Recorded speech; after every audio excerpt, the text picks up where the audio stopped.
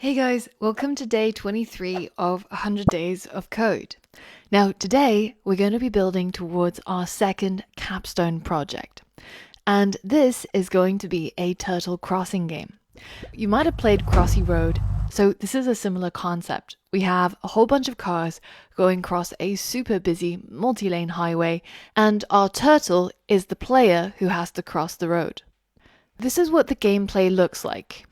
The player controls the turtle, which can only go forwards, and there's a whole bunch of randomly generated cars which are going horizontally across the screen. Now, once the player reaches the other side of the screen, the cars speed up, but the player goes back to the starting position, ready to cross the screen again.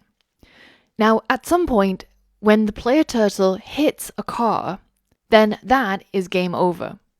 It's a pretty simple game, but it's going to test you on a lot of things that you've learned so far, including how to create classes, how to inherit classes, how to use the objects created from those classes, and also your knowledge of the turtle coordinate system and the turtle game engine.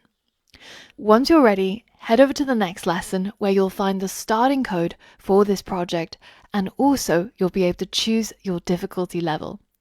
So head over there and get started now.